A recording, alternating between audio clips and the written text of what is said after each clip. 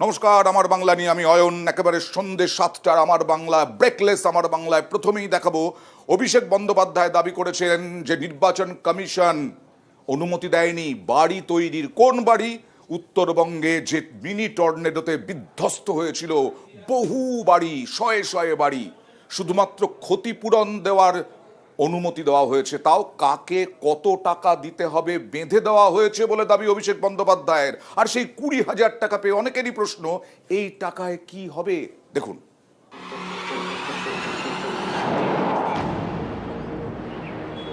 উত্তরবঙ্গে ঝড়ে বিধ্বস্তদের ক্ষতিপূরণ দেওয়ার কাজ শুরু করে দিল রাজ্য সরকার। জলপাইগুড়ির ময়নাগুড়ি ব্লকের 3টি গ্রাম পঞ্চায়েত এলাকায় ঝড়ে ক্ষতিগ্রস্ত হয়েছে 632টি পরিবার। এর মধ্যে 440 জনের ব্যাংক অ্যাকাউন্টে 20,000 টাকা করে পড়েছে। আংশিক ক্ষতিগ্রস্তরা পাচ্ছেন 5,000 টাকা করে। অভিষেক বন্দ্যোপাধ্যায়ের বক্তব্য অনুযায়ী ঝড়ে বেশি ক্ষতিগ্রস্ত এবং আংশিক ক্ষতিগ্রস্তদের কত টাকা করে ক্ষতিপূরণ দেওয়া যাবে সেটা ঠিক করে দিয়েছে নির্বাচন কমিশন।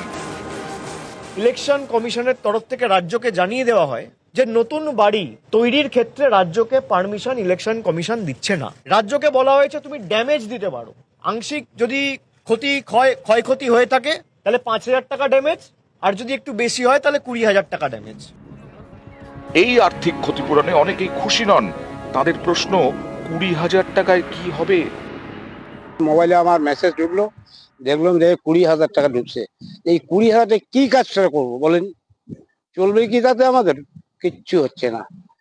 এই জন্য আমার দেওয়া আছে যেন আর কিছু করে পয়সা আমাদের ইয়াতে ঢোকাইলে খুবই ভালো হয়। তো এই 20,000 টাকা দিতে কিছুই হবে না আমাদের। তো 20,000 টাকা দিয়ে কি করবো? খাবো না কাজ করবো না আর কিছু আনবো? কিছুই তো হবে না 20,000 টাকা দিয়ে আমাদের। আর কিছু যদি সরকার দেয়, যদি কিছু দেয় পাই, আর একটু ভালো হয়। 31শে মার্চ ভয়ঙ্কর ঝড় হয় উত্তরবঙ্গের 3 জেলা জলপাইগুড়ি, আলিপুরদুয়ার এবং কোচবিহারে। 4-5 মিনিটের ঝড়ে সব তছনছ। সেদিন রাতেই জলপাইগুড়ি যান রাজ্যের প্রশাসনিক প্রধান। ঝড়ে বিধ্বস্তদের পাশে গিয়ে দাঁড়ান মুখ্যমন্ত্রী। ইলেকশন ডিক্লেয়ার হয়ে গেছে আগামী 3 মাস।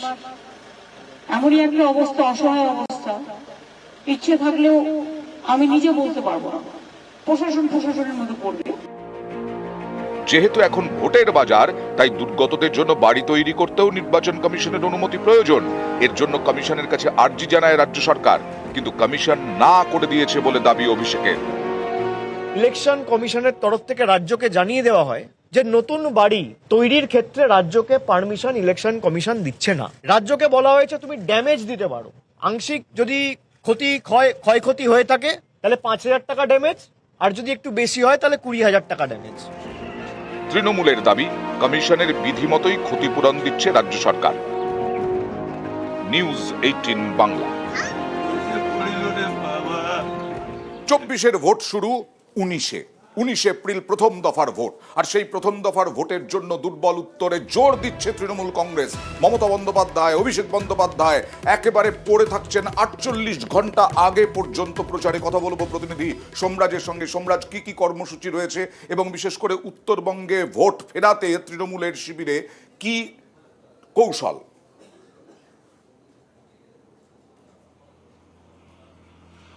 দেখো, আগামীকাল উত্তরবঙ্গে একটা হাই ভোল্টেজ ডে অন্তত তৃণমূল কংগ্রেসের জন্য। তার কারণ আগামীকাল মমতা বন্দ্যোপাধ্যায়, অভিষেক বন্দ্যোপাধ্যায় উভয়েরই কর্মসূচি রয়েছে উত্তরবঙ্গে। আগামীকাল মমতা বন্দ্যোপাধ্যায় প্রথম নির্বাচনী সভা রয়েছে কোচবিহারের দিনহাটায়। দ্বিতীয় পর্যায়ে মমতা বন্দ্যোপাধ্যায় যে উত্তরবঙ্গ প্রচার শুরু করবেন মূলত 3 কেন্দ্রে লোকসভা ভোটের আগে, তা শুরুই করছেন কোচবিহারের দিনহাটা থেকে। আগামীকাল কোচবিহারের দিনহাটার পর আলিপুরদুয়ারের কালচিনিতেও তিনি নির্বাচনী সভা করবেন। তারপরে তার জলপাইগুড়িতেই থাকার কথা মমতা বন্দ্যোপাধ্যায়। অন্যদিকে অভিষেক বন্দ্যোপাধ্যায়, তৃণমূল কংগ্রেসের সর্বভারতীয় সাধারণ সম্পাদক, আগামীকাল জলপাইগুড়ির ধূপগুড়িতে নির্বাচনী সভা করবেন। তারপর জলপাইগুড়ির যে গ্রাম সম্প্রতি প্রাকৃতিক বিপর্যয়ে ক্ষয়ক্ষতির সম্মুখীন হয়েছে, সেই বার্নিশ গ্রামে যাবেন অভিষেক বন্দ্যোপাধ্যায়। কয়েক ঘন্টা সেখানে কাটাবেন বলেই অভিষেক বন্দ্যোপাধ্যায় সফরসূচি প্রস্তুত হয়েছে বলে আমরা জানতে পারছি। সেখানে যারা ঘর হারা সেই সব বাসিন্দাদের সঙ্গে কথা বলবেন। গতকালই অভিষেক বন্দ্যোপাধ্যায় অভিযোগ জানিয়েছিলেন যে নির্বাচন কমিশনের তরফে রাজ্য সরকারের তরফে যে আবেদন জানানো হয়েছিল সেই আবেদনকে খারিজ করে দেওয়া হয়েছে। বেশ। অর্থাৎ সেই আবেদন মানেনি নির্বাচন ঠিক। কমিশন। মূলত রাজ্য সরকারের তরফে যারা ক্ষতিগ্রস্ত হয়েছে তাদেরকে বাড়ি তৈরি করে দেওয়ার জন্য আবেদন জানানো হয়েছিল কমিশনের কাছে। ফলত সব মিলিয়ে আগামীকাল উত্তরবঙ্গে মমতা বন্দ্যোপাধ্যায় এবং অভিষেক বন্দ্যোপাধ্যায় উভয়েরই ঠাসা কর্মসূচি। আগামীকাল মমতা বন্দ্যোপাধ্যায় যেমন কোচবিহার ও আলিপুরদুয়ারে নির্বাচনী সভা করবেন, অন্যদিকে অভিষেক বন্দ্যোপাধ্যায় জলপাইগুড়ি লোকসভা কেন্দ্রেই Okay. থাকবেন। তেমনটাই সফরসূচি অভিষেক বন্দ্যোপাধ্যায় ও মমতা বন্দ্যোপাধ্যায়। এই যে বাড়ি তৈরি করতে না দেওয়া, সেটাও কৌশল হতে চলেছে, হাতিয়ার হতে চলেছে তৃণমূল কংগ্রেসের। যেমন বঞ্চনা হাতিয়ার, যেমন দেখুন পুরুলিয়ায় এক বৃদ্ধা আবাসের টাকা পাননি, সে আবাসের টাকা না পাওয়া নিয়েও তৃণমূল আন্দোলন করছে। আবাসের টাকা না পেয়ে নিজের বাড়ির ঘর ভেঙেছে, বৃষ্টিতে বাথরুমে ঠাঁই হয়েছে 10 মাস ধরে। দেখুন, মাথা গোজার ঠাঁই, কিন্তু এমনই ঠাঁই যে মাথা গুজেই থাকতে হয়, ঠিক মতো সোজা হয়ে দাঁড়ানোও যায় না, এমনই এই ঘর। আসলে ঘর তো নয়, এটা বাথরুম। রাস্তার পাশে সরকার যে বাথরুম তৈরি করে দেয় সেরকমই একটি। এটাই পুরুলিয়ায় এই বৃদ্ধার ঠিকানা। ৬৬ বছরের মিথিলা মাহাতো পুরুলিয়ার সুন্দ্রাডির বাসিন্দা। রাস্তার পাশেই সরকারি বাথরুমে তার ঘর। সেখানে জিনিসপত্র নিয়ে কোনো রকমের জীবন কাটাচ্ছেন। প্রাণের ঘরটা গত আষাঢ়ের বৃষ্টিতে ভেঙে গিয়েছে। মাটির বাড়িটাই ভেঙে পড়ে। সেদিন এই বৃদ্ধার মাথায় আকাশও ভেঙে পড়ে। অভিযোগ, একটা ত্রিপল দিয়েই দায় সারে পঞ্চায়েত। নিজের জমিতে সেই ত্রিপল খাটিয়ে রান্না করেন, আর বৃদ্ধা থাকেন রাস্তার ধারের এই বাথরুমে। আশ্বিন মাস দিকে তারপরে তারপরে এইখানে রোজরা করতে, এইখানে ঘুমাতে। এটা কি বাথরুম বাথরুম দিয়ে দেবেন নটি রাঁধে খাতে, আর সকল ভরা আছে। তো পঞ্চায়েতে জানিয়েছিলেন? জানিয়েছিল, গেলছিল তো। তারপরে কি দিয়েছে? ওই প্লাস্টিকটা, আর কি দিবে। এইভাবে থাকতে কষ্ট হয় না? কষ্ট হলেই কি করে। ৩ ফুট বাই ৪ ফুটের বাথরুম, হাত পা ছড়িয়ে ভালো মতো বসা যায় না, সেখানেই থাকতে হচ্ছে, তাও আবার বাসনপত্র নিয়ে। এভাবেই গত বর্ষা কেটেছে মিথিলা মাহাতো। শীতকালও কাটিয়েছেন এই বাথরুমে। আবাসের ঘর পাননি, তাই দুর্গতির এক শেষ।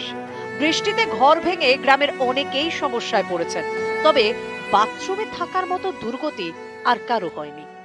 সরকারি ঘর এখন বন্ধ, এই কারণে কি সমস্যা? এই কারণে সমস্যা। উনি কিভাবে জীবনযাপন করছেন? বাথরুমের ভিতরে জীবনযাপন করছে কোন রকমে।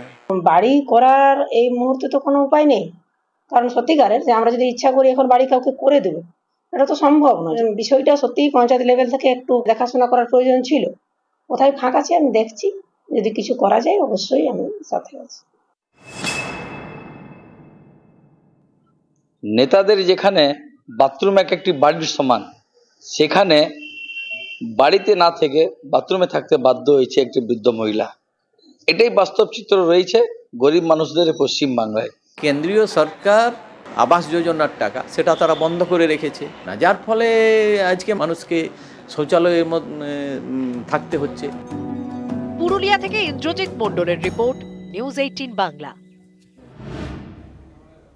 আর এবার দেখাবো নিয়োগ দুর্নীতিতে প্রথম এফআইআর রাজ্যের। প্রথম এফআইআর পার্থ চট্টোপাধ্যায়, প্রাক্তন শিক্ষামন্ত্রী পার্থ চট্টোপাধ্যায়ের বিরুদ্ধেও এফআইআর রাজ্যের। একাধিক তৃণমূল নেতার নামও রয়েছে এফআইআরে, এমনকি এফআইআরে প্রাক্তন জিটিএ প্রধান বিনয় তামাংয়ের নামও রয়েছে।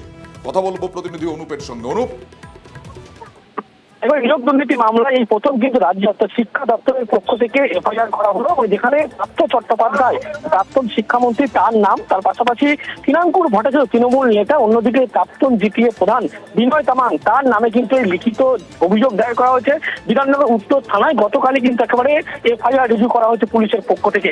মূলত ডিপার্টমেন্ট অফ স্কুল এডুকেশনের পক্ষ থেকে এফআইআর গ্রহণ করলো। তার কারণ এর আগে দেখা গেছিল পাহাড়ে যে নিয়োগ দুর্নীতি হয়েছিল সেখানে কিন্তু একাধিক তথ্য উঠে এসেছিল। সেই পরিপ্রেক্ষিতে একজন অজ্ঞাত পরিচয় ব্যক্তি যখন বিধাননগর থানায় লিখিত অভিযোগ দায়ের করতে গেছিল, সেই সময় পুলিশ কিন্তু গুরুত্ব দেয় না। অবশেষে আদালতের দ্বারস্থ হয় এবং আদালতের পক্ষ থেকে এপ্রিল মাসে কিন্তু তারা রায়দান প্রক্রিয়া হওয়ার কথা আছে। তার আগেই কিন্তু যাতে কোনোভাবে স্কুল শিক্ষা দপ্তর পুলিশের পক্ষ থেকে কোনোভাবে যাতে আইনি প্রশ্নের মুখে না পড়ে, সেই কারণেই কিন্তু এমনই সিদ্ধান্ত নেওয়া হচ্ছে, এমনটাই মনে করা হচ্ছে। আর এই ব্যাপারে অন্যদিকে দেখলে দেখা যাবে প্রাক্তন শিক্ষামন্ত্রীর যে দুর্নীতির তথ্য উঠেছিল, সেক্ষেত্রে যাতে শিক্ষা দপ্তরের নাম কোনোভাবে উঠে না আসে প্রকাশ্যে, সেই কারণেই এই এফআইআর রিজু করা হলো গতকাল, এমনটাই কিন্তু এই তথ্য ইতিমধ্যেই উঠে আসছে। আর যেখানে দেখা যাচ্ছে একেবারে প্রাক্তন শিক্ষামন্ত্রী সহ তৃণমূল নেতা, অন্যদিকে প্রাক্তন জিটিএ প্রধান, তার নামে কিন্তু লিখিত অভিযোগ, এছাড়া একাধিক তৃণমূল নেতা তাদের নামে কিন্তু এই লিখিত এফআইআর রিজু করা হয়েছে বিধাননগর উত্তর থানায়। আর গত পরশুই সিবিআই তদন্ত দিয়েছে। অভিযোগ 2017 সাল থেকে পাহাড়ে শিক্ষক নিয়োগে ব্যাপক কারচুপি হয়। কোন রকম পরীক্ষা ছাড়াই 1053 জনকে নিয়োগ করা হয়। অভিযোগ তৎকালীন জিটিএ কর্তা বিনয় তামাং যে নামের তালিকা দেন তারাই চাকরি পান। এই অভিযোগ জমা পড়ে কলকাতা হাইকোর্টে। ছদ্মনামে একজন চিঠি লিখে এই অভিযোগ জানান। এবার দেখাবো সন্দেশখালীর ছবি। ভোটের আগে ফের উত্তেজনা সন্দেশখালীতে। ভোটের আগে আগুন সন্দেশখালীতে, দেখছেন সেই ছবি। খুলনায় বিজেপি কর্মীর বাড়িতে আগুন, টের পেয়ে সপরিবারে বাড়ি থেকে বেরিয়ে রক্ষা। তৃণমূলের বিরুদ্ধে হামলার অভিযোগ, বিজেপির অভিযোগ খারিজ তৃণমূলের। রাজনীতি থাকবে, কিন্তু তৃণমূল কংগ্রেসের কোনো কর্মী করতে পারে না। তৃণমূল কংগ্রেসের কর্মীর দিকে তো অনেক শিক্ষা আছে। আজকে আপনার ঘরে আগুন লাগাবো, কাল কিন্তু আমার ঘরে আগুন লাগবে। প্রশাসন তদন্ত করে দেখুক যে এখানে কোনো আমাদের দলের কর্মীরা থাকতে পারে না। এটা হচ্ছে ন্যূনতম একটা। এরকম ধরনের আমার তৃণমূল কংগ্রেসের কর্মীরা যদি করে থাকে, যে প্রমাণ দিলে সে তৃণমূল কংগ্রেসের কর্মী না, এরা হচ্ছে দুষ্কৃতকারী। এদেরকে আমরা দলের থেকে ছাঁটাই করে দেবো। আর সন্দেশখালীর সব মামলার তদন্ত সিবিআইয়ের ওপর নির্দেশ দিয়েছে হাইকোর্ট। সিবিআই তদন্ত করবে, সিবিআই তারপরেই তৎপর। আপাতত 3 এফআইআর করে সন্দেশখালীর তদন্ত। শাহজাহান ও অনুগামীদের বিরুদ্ধে ধর্ষণ, নারী নির্যাতন ও জমি দখলের অভিযোগ। 3টে আলাদা এফআইআর করতে চলেছে সিবিআই। আর সন্দেশখালীর অভিযোগ নিতে পোর্টালের কাজ তো চলছে, পোর্টাল খোলার কাজ চলছে, কিন্তু তার আগে অভিযোগ জমা নিতে দ্রুত হাইকোর্টের নির্দেশ। মেল আইডি সিবিআইয়ের জমি দখল, নারী নির্যাতন সংক্রান্ত অভিযোগ। Mail ID sandesh.cbi.gov.in। ইমেলে অভিযোগ নেবে সিবিআই।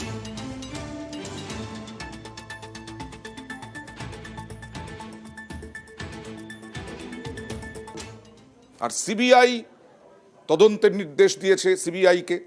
এর আগে ইডি তদন্ত করছিল, সিবিআইও তদন্ত করছিল ইডির ওপর হামলায়। এই সব নিয়ে আজকে শেখ শাহজাহান কি বললেন দেখুন। জমি দখল নিয়ে সিবিআই তদন্তের নির্দেশ হাইকোর্টে। আস্থা আছে সিবিআই তদন্ত করবে। আপনি বলছিলেন জমি দখলের যে অভিযোগ আপনার বিরুদ্ধে, সেটা আপনি মিথ্যে বলছিলেন। খুব ভালো হবে সিবিআই তদন্ত হলে, খুব ভালো হবে। সিবিআই তদন্ত হলে ভালো হবে। আর ইডির তদন্ত, ইডিও তো তদন্ত করছে শাহজাহান। সবটাই ভালো হবে। আর এর পাল্টা প্রতিক্রিয়া দিয়েছেন ফিরহাদ হাকিম। না, হচ্ছে সিবিআই তদন্ত তো হচ্ছে, সিবিআই তদন্ত হচ্ছে। হাইকোর্ট নির্দেশ দিয়েছে সিবিআই তদন্ত হবে, কিন্তু তদন্তটা যাতে নিরপেক্ষ হয়। হাইকোর্ট অনেকগুলোই আদেশ দেয় সিবিআই তদন্তের, তারপরে সেটা রাজনৈতিক অস্ত্রটা বিজেপির হাতে তুলে দেয়, সেটাই যাতে না হয়, এটাই কাম্য। এবার বিজেপি শিবিরের একটি খবর। বিজেপিতে দেবশ্রী চৌধুরী, দিলীপ ঘোষের পর এবার সুরিন্দর সিং আলুওয়ালিয়ার কেন্দ্র বদল হলো। তিনি আসানসোল থেকে প্রতিদ্বন্দ্বিতা করছেন। আসলে এই চাপ, কোন রকম চাপে এই প্রার্থীর স্থান বদল কিনা, এই প্রশ্ন উঠছে নানা মহলে। এখনো ডায়মন্ড হারবার বাকি আছে। দেখুন, দিলীপ ঘোষ, দেবশ্রী চৌধুরীর পর সুরিন্দর সিং আলুওয়ালিয়া। আরও এক হেভিওয়েট সাংসদের কেন্দ্র বদলে দিল বিজেপি। বর্ধমান দুর্গাপুরের বিজেপি সাংসদ 24-এ লড়বেন আসানসোল কেন্দ্র থেকে।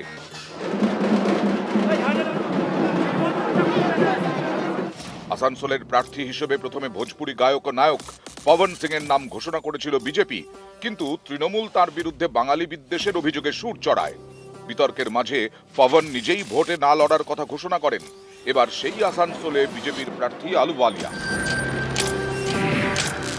2014-এ তিনি যেতেন দার্জিলিং থেকে, 2019-এ বর্ধমান দুর্গাপুর, এবার আলুওয়ালিয়া লড়বেন আসানসোল কেন্দ্রে। এর আগে আরো 2 নেতার ক্ষেত্রে কেন্দ্র বদল করেছে বিজেপি। দেবশ্রী চৌধুরী, দিলীপ ঘোষ। বিজেপির প্রাক্তন রাজ্য সভাপতি দিলীপ ঘোষ। তাঁর আমলেই এ রাজ্যে 2 থেকে 1 লাফে 18 লোকসভা আসন পায় বিজেপি। দিলীপ ঘোষ 2019-এ যেতেন মেদিনীপুর থেকে, হারান তৃণমূলের মানস ভূঁইয়াকে। 24-এ দিলীপ ঘোষ চেয়েছিলেন মেদিনীপুর আসন, কিন্তু দল হেঁটেছে অন্য পথে। মেদিনীপুর থেকে সরিয়ে দিলীপকে টিকিট দেওয়া হয় আলুওয়ালিয়ার কেন্দ্র বর্ধমান দুর্গাপুরে। এতে দিলীপের গলায় শোনা যায় অভিমানের সুর, যদিও শেষ পর্যন্ত মেনে নেন দলের সিদ্ধান্ত। মান অভিমানের নয়, আমাকে একজন পার্টির সৈনিক হিসাবে যে দায়িত্ব হয়েছে সেটা আমি পালন করেছি, এটাও করব। আমাকে বলা হয়েছিল আপনার কেন্দ্র পরিবর্তন হতে পারে। আমি বলেছিলাম যে আমি যেখানে কাজ করেছি, লড়েছি, 8 বছর ধরে আছি কর্মীদের সঙ্গে, সেখানে লড়াই করতে চাই। দিলীপ ঘোষের মতোই দেবশ্রী চৌধুরীও গতবারের জেতা আসনে টিকিট পাননি। রায়গঞ্জের বদলে এবার তিনি লড়বেন কলকাতা দক্ষিণ থেকে। আমার চোখে ঠুলি পরানো আছে, ওটা আমি একটাই দেখতে পাই, ভারত মাতা, ভারতবর্ষ, গেরুয়া ঝান্ডা, আর আমি শুধু একটাই দেখতে পাই, পদ্মফুল। দিলীপ দেবশ্রীর পর এবার আলুওয়ালিয়ার কেন্দ্র বদল।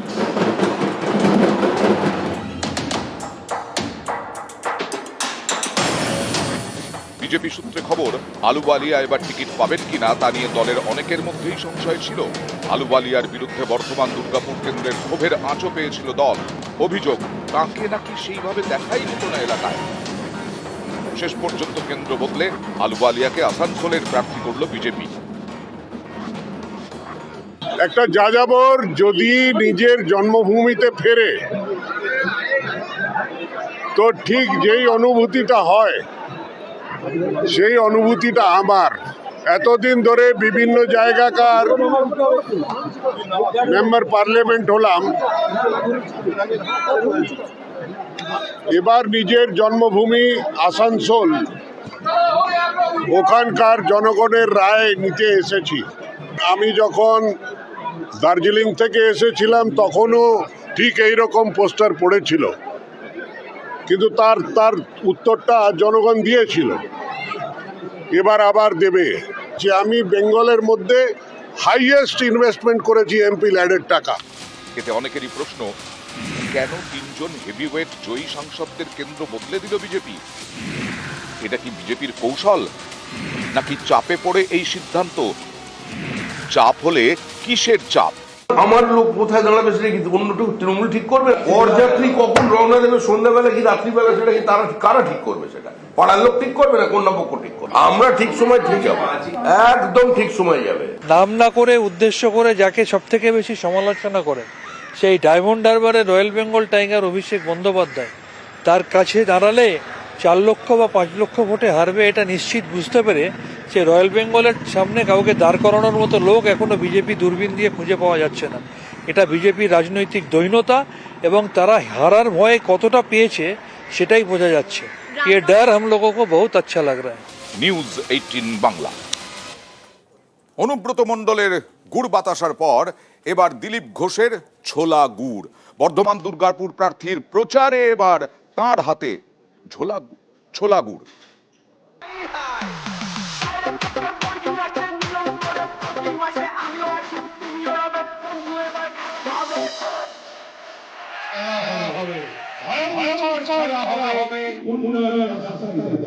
চরম চরম করে ঢাক বাজাবো আমরা, চরম চরম করে ঢাক বাজাবো। কখনো চরম চরম হুঙ্কার, চরম চরম করে ঢাক বাজাবো আমরা, চরম চরম করে ঢাক বাজাবো। কখনো আবার গুড় বাতাসার দাবাই। যেখানে যা প্রয়োজন হবে সেরকম বাজনা বাজাবে, যেখানে যা দরকার হবে সেরকম নকুলদানা দেবে। কারো যদি প্রয়োজন মনে করে সে গুড় বাতাসা দেবে। কেউ যদি মনে করে চরম চরম দিতে হবে, চরম চরম দেবে। কেউ যদি মনে করে খেলা করতে হয়, ভালো খেলা খেলবে। অনুব্রত মণ্ডল এখন তিহাড়ে, কিন্তু ভোটের বাংলায় তাকে নিয়েই আলোচনা। ভোট ময়দানে তিনি অনুপস্থিত থেকেও অনুব্রত উপস্থিত। অনুব্রত মণ্ডল তৃণমূলের বীরভূম জেলার সভাপতি। 2018 পঞ্চায়েত ভোটের সময় তার মুখে শোনা গিয়েছিল গুড় বাতাসার কথা, জানিয়ে বিস্তর জল ঘোলা হয়। এবার 24 লোকসভা ভোটের আগে দিলীপ ঘোষের মুখে ছোলা গুড়।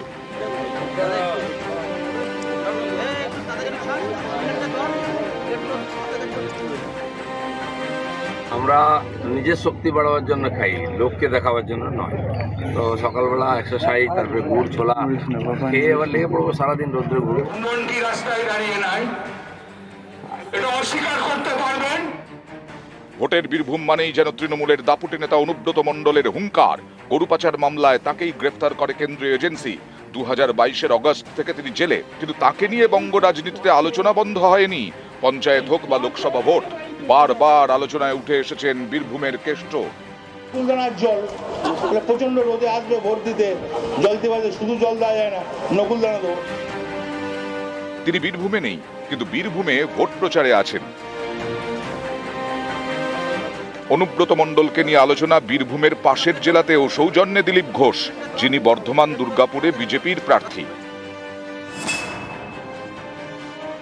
পাল্টা তো পাবলিক দিয়েছে, তারা কোথায় আছে এখন দেখে নিন। আমরা জনগণের শক্তি বাড়াতে চাই, জনগণের সমর্থন, জনগণের মনোবল বাড়িয়ে, আর তারা না বাড়লে সমাজ এগোবে না। আজকে তাদেরকে দুর্বল কমজোর রেখে ভয় দেখিয়ে যে রাজনীতি চলছে তার পরিবর্তন। উদ্ভট, অপ্রাসঙ্গিক, অগণতান্ত্রিক, স্বৈরাচারী আচরণের মতো কথাবার্তা, হুমকি দেওয়া কথাবার্তা তার মুখেই শোনা যায়। এখন তিনি প্রচারের সময় ডান্ডা হাতে, লাঠি হাতে নিয়ে বেরিয়ে মানুষকে ভয় দেখাচ্ছেন। তিনি যত এগুলো করবেন, তাকে এবং তার দলকে বাংলার মানুষ তত বর্জন করবে। নিউজ 18 বাংলা। দিলীপ ঘোষ মানেই প্রতিদিন কিছু না কিছু চমক, কিছু না কিছু বিস্ফোরক। আজকে যেমন ভাতারে যাওয়ার পথে তৃণমূলেরই একটি অনুষ্ঠান মঞ্চে চলে গেলেন তিনি, মাইক ধরে নিলেন, ভাষণও দিলেন ওই মঞ্চ থেকে। দিলীপ ঘোষ তৃণমূল ব্লক সভাপতির উপস্থিতিতেই মঞ্চে উঠলেন, তৃণমূল নেতাকর্মীদের সঙ্গে শুভেচ্ছা বিনিময় করলেন। তৃণমূলের মঞ্চ থেকেই ঈদের সম্প্রীতি বার্তা দিলীপের।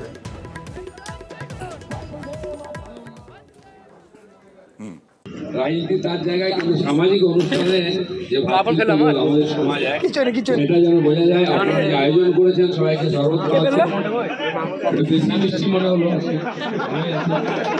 তো সবাই ভালো থাকুন। নির্বাচন লড়বো আমরা ইস্যু নিয়ে, কিন্তু সামাজিক অনুষ্ঠান দুদিন রিল চলছে, আজকে চড়কও আছে। সৌহার্দ্য বজায় রেখে আহ্বান সবাইকে, সবাই ভালো থাকবে। আর তাই দেওয়াল লিখনে, তেলুগুতে দেওয়াল লিখন, একেবারে খড়গপুরের ছবি দেখুন।